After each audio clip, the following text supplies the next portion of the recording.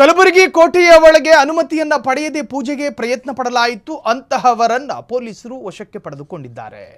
ಅದರಲ್ಲೂ ಕೂಡ ಪಿಎಸ್ಐ ನೇಮಕಾತಿ ಅಕ್ರಮದ ಆರೋಪಿ ದಿವ್ಯಾ ಹಾಗರಗೆ ಅರೆಸ್ಟ್ ಆಗಿದ್ದಾರೆ. ಕಲಬುರಗಿ ಕೋಟೆಯೊಳಗೆ ಪೂಜೆ ಮಾಡೋದಕ್ಕೆ ಹೋಗಿದ್ರು ಒಂದಷ್ಟು ಜನ. ಮಹಾಶಿವರಾತ್ರಿ ಅಲ್ವಾ, ಹಾಗಾಗಿ ಪೂಜೆ ಮಾಡೋಣ ಅಂತ ಹೇಳಿ ಕಲಬುರಗಿ ಕೋಟೆಯ ಒಳಗೆ ನುಗ್ಗಿದ್ರು. ಆ ನುಗ್ಗಿದವರ ಪೈಕಿ ಪಿಎಸ್ಐ ನೇಮಕಾತಿ ಅಕ್ರಮದ ಆರೋಪಿ ದಿವ್ಯಾ ಹಾಗರಗಿ ಆಕೆಯೂ ಕೂಡ ಇದ್ರು. ಶಿವರಾತ್ರಿ ಹಬ್ಬದ ಹಿನ್ನೆಲೆ ಪೂಜೆ ಮಾಡೋದಕ್ಕೆ ಹೋಗಿದ್ದಂತಹ ಗುಂಪು, ಆ ಗುಂಪನ್ನು ಪೊಲೀಸರು ವಶಕ್ಕೆ ಪಡ್ಕೊಂಡಿದ್ದಾರೆ. ಅರೆ, ಪೂಜೆ ಮಾಡಿದ್ರೆ ತಪ್ಪೇನು ಅಂತ ಕೇಳ್ತೀರಿ. ಕಾನೂನಿನ ಪ್ರಕಾರ ಅನುಮತಿ ಪಡೆಯಬೇಕು ಎಂದಕ್ಕೆ ಹಾಕಿ ಒಂದು ನಿಯಮಗಳಿದಾವಲ್ಲ ರಾಜ್ಯದಲ್ಲಿ, ಎಲ್ಲಿ ಯಾವ ಭಾಗದಲ್ಲಿ ಏನು ಮಾಡಬೇಕು, ಪೊಲೀಸರ ಅನುಮತಿ ಬೇಕಾಗುತ್ತೆ. ಯಾವ ಅನುಮತಿ ಇಲ್ಲದೆ ಇನ್ಶರ್ಟ್ ಮಾಡ್ಕೊಂಡು ಹೋಗಿ ಪೂಜೆ ಮಾಡೋದಕ್ಕಾಗೋದಿಲ್ಲ.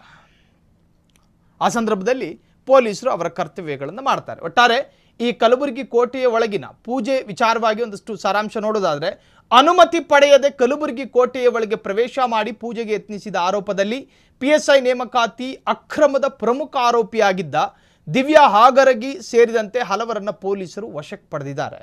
ಮಹಾಶಿವರಾತ್ರಿ ಹಬ್ಬದ ಹಿನ್ನೆಲೆಯಲ್ಲಿ ರವಿವಾರ ದಿವ್ಯಾ ಹಾಗರಗಿ ಸೇರಿದಂತೆ ಹಿಂದುತ್ವ ಸಂಘಟನೆಗಳ ಕಾರ್ಯಕರ್ತರು ಪೂಜೆ ನೆರವೇರಿಸುವ ನೆಪದಲ್ಲಿ ಕೋಟೆಯ ಒಳಗೆ ಪ್ರವೇಶ ಮಾಡಿದ್ದಲ್ಲದೆ ಪೂಜೆ ಮಾಡೋದಕ್ಕೆ ಪ್ರಯತ್ನ ಪಟ್ಟಿದ್ದಾರೆ. ಈ ವೇಳೆಯಲ್ಲಿ ಎಸಿಪಿ ಶಿವನಗೌಡ ಪಾಟೀಲ್ ನೇತೃತ್ವದಲ್ಲಿ ಪೊಲೀಸರು ಅವರನ್ನು ತಡೆದು ಅನುಮತಿ ಪಡೆಯದೆ ಕೋಟೆಯೊಳಗೆ ಪೂಜೆ ಮತ್ತಿತರ ಕಾರ್ಯಗಳು ನೆರವೇರಿಸುವಂತಿಲ್ಲ ಅಂತ ಹೇಳಿ ಕಿವಿ ಮಾತು ಹೇಳಿ ಕಾನೂನು ಪ್ರಕಾರ ಅನುಮತಿ ಪಡೆದರೆ ಮಾತ್ರ ಅವಕಾಶ ಕೊಡಲಾಗುತ್ತದೆ ಎಂದು ಹೇಳಿದ್ದಾರೆ. ಇನ್ನು ಕೋಟೆಯ ಒಳಗೆ ದೇವಸ್ಥಾನದ ಪೂಜೆಗೆ ಪುರಾತತ್ವ ಇಲಾಖೆ ಅನುಮತಿ ಕೊಡಬೇಕು. ಆದರೆ ಇಲಾಖೆ ಸಾರ್ವಜನಿಕರಿಗೂ ಅನುಮತಿ ನೀಡದಿರುವುದು ಖಂಡಿಸಿ ಸಂಘ ಪರಿವಾರದ ಹಲವು ಕಾರ್ಯಕರ್ತರು ಕೋಟೆ ಮುಂಭಾಗದಲ್ಲಿ ಪ್ರತಿಭಟನೆ ನಡೆಸಿದರು. ಕಾನೂನು ಸುವ್ಯವಸ್ಥೆ ಕಾಪಾಡುವ ಹಿನ್ನೆಲೆಯಲ್ಲಿ ಪೊಲೀಸರು ದಿವ್ಯಾ ಹಾಗರಗಿ, ಶಶಿಕುಮಾರ್ ಶೆಟ್ಟಿ, ಪ್ರಶಾಂತ್ ಜಾಧವ್, ಪವನ್ ಪೂಜಾರಿ, ಸಾಗರ್ ರಾಠೋಡ್ ಇನ್ನೂ ಅನೇಕರು ಕೂಡ ಇದ್ದರು. ಅವ್ರನ್ನೆಲ್ಲ ಪೊಲೀಸರು ವಶಕ್ಕೆ ಪಡ್ಕೊಂಡ್ರು. ಇಲ್ಲೊಂದು ಪುರಾತತ್ವ ಇಲಾಖೆ ಅಂತ ಇರುತ್ತೆ, ಒಂದು ಐತಿಹಾಸಿಕವಾದ ಕಟ್ಟಡದಲ್ಲಿ, ಅದು ಮಸೀದಿನೇ ಆಗಿರಲಿ, ದೇವಸ್ಥಾನನೇ ಆಗಿರಲಿ, ಮತ್ತೊಂದು ಮಗದೊಂದು ಏನೇ ಆಗಿರಲಿ, ಅಲ್ಲಿಗೆ ಹೋಗಬೇಕು ಅಂದರೆ ಪ್ರವಾಸಿಗರು ನೋಡೋ ಉದ್ದೇಶದಿಂದ ಹೋಗಬಹುದು. ಪ್ರವಾಸಿ ತಾಣವಾಗಿದ್ದರೆ, ಇಲ್ಲ ತಾಣ ಏನೂ ಇಲ್ಲ, ಅಲ್ಲೊಂದು ಚೆಕ್ ಪೋಸ್ಟ್ ಹಾಕಲಾಗಿದೆ, ಅಲ್ಲಿ ನೀವು ಪಾಸ್ ತೆಗೆದುಕೊಂಡು ಅದರ ಆದಾಯ ಸರ್ಕಾರಕ್ಕೆ ಹೋಗೋ ರೂಪದಲ್ಲಿ ಏನಾದರೂ ಇದ್ದರೆ ಪಾಸ್ ತಗೊಂಡು ಒಳಗೆ ಹೋಗ್ಬೋದು. ಆದರೆ ಏಕಾಏಕಿ ನಾನು ಇವನು ಅಂಥೇಳಿ ಊದ್ಬತ್ತಿ ಹಚ್ಚಿಸ್ಬಿಟ್ಟು ಪೂಜೆ ಮಾಡೋ ಹಾಗಿಲ್ಲ.